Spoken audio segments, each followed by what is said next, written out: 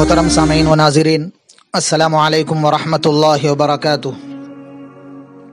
سلسلہ ایمانیات میں اللہ تعالیٰ پر ایمان لانے کا مطلب بیان کیا گیا تھا کہ اللہ ہی کی عبادت کی جائے، اللہ کے علاوہ کسی کی عبادت نہ کی جائے۔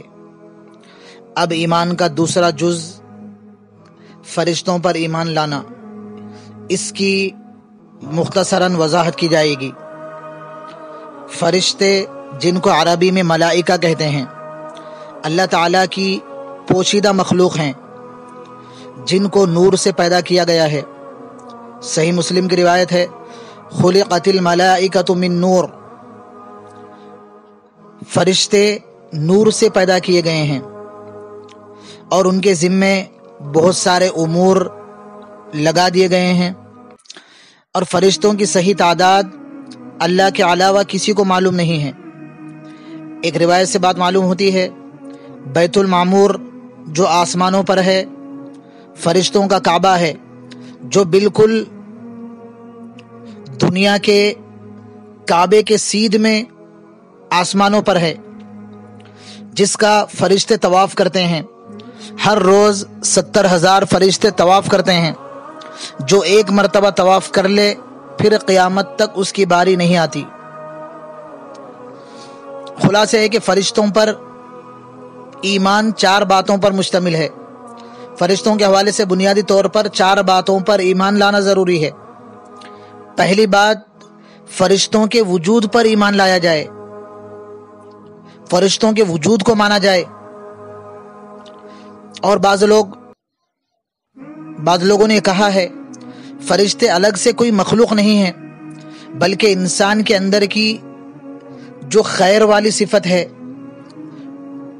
وہی اصل میں فرشتہ ہے۔ یہ بہت بڑی غلط فہمی ہے۔ فرشتوں کا انکار صریح کفر ہے۔ فرشتوں کے وجود پر ایمان لایا جائے۔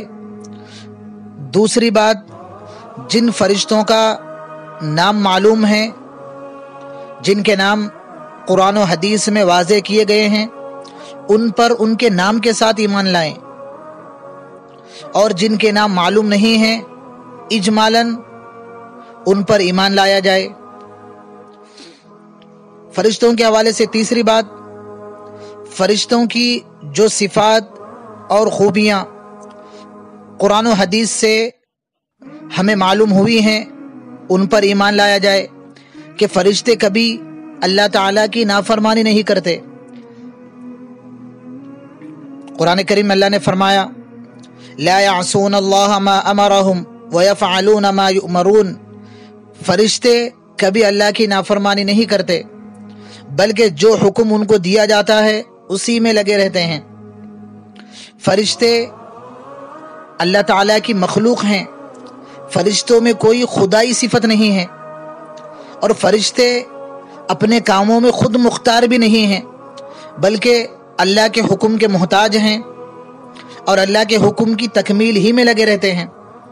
اسی طرح فرشتے نہ مرد ہیں نہ عورت ہیں، مرد عورت کی جنس سے بالکل پاک ہیں۔ اور قرآن کریم سے یہ بات بھی معلوم ہوتی ہے کہ فرشتوں کے پر ہوتے ہیں، اور حضرت جبرائیل علیہ السلام کے 600 پر ہونا، حدیث سے بھی اس کا ثبوت ملتا ہے۔ فرشتے کبھی انسانی شکل بھی اختیار کرتے ہیں، جیسا کہ حدیث جبرائیل جو مشہور حدیث ہے، جس میں حضرت جبرائیل علیہ السلام حضور صلی اللہ علیہ وسلم کے پاس انسانی شکل میں تشریف لا کر کچھ سوالات کیے تھے۔ اسی طرح فرشتے حضرت ابراہیم علیہ السلام کے پاس انسانی شکل میں مہمان بن کر آئے تھے۔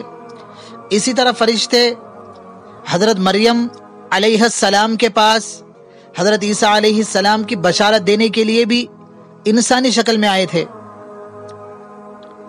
جو فرشتوں کی صفات واضح ہیں، جو قرآن و حدیث سے ہم تک پہنچی ہیں، ان پر بھی ایمان ضروری ہے۔ اسی طرح چوتھی بات، فرشتوں کے متعلق جو ضروری ہیں کہ فرشتوں کو جن کاموں پر اللہ تعالیٰ نے مقرر فرمایا ہے، جو کام ان کے ذمے مقرر ہیں ان کاموں پر بھی ایمان لایا جائے۔ حضرت جبرائیل علیہ السلام جو سید الملائکہ ہیں، اللہ کی وحی یعنی پیغام رسولوں تک، نبیوں تک پہنچانے پر مامور ہیں۔ اسی طرح حضرت میکائیل علیہ السلام ان کے ذمے بارش اور مخلوق کی روزی پہنچانا ہے۔ حضرت اسرافیل علیہ السلام قیامت کے دن سور پھونکیں گے اور مخلوق کو دوبارہ زندہ کیے جاتے وقت بھی سور پھونکنے پر مامور ہیں۔ حضرت اسرائیل علیہ السلام موت کے وقت روح قبض کرنے پر متعین کیے گئے ہیں۔ کچھ فرشتے اعمال لکھنے پر متعین ہیں، کچھ فرشتے بندوں کی حفاظت کے لیے متعین ہیں، کچھ فرشتے قبر میں سوالات پر مامور ہیں۔ اس کے علاوہ بہت سارے کام فرشتوں کے حوالے کیے ہوئے ہیں، ان کی ان ذمہ داریوں پر بھی ایمان لانا ضروری ہے۔ فرشتوں پر ایمان بھی عقائد اسلام کا ایک بنیادی حصہ ہے۔ اسی پر گفتگو ختم ہوتی ہے۔ اس کے بعد کی کڑیاں انشاءاللہ تعالی آئندہ کلپ میں بیان کی جائیں گی۔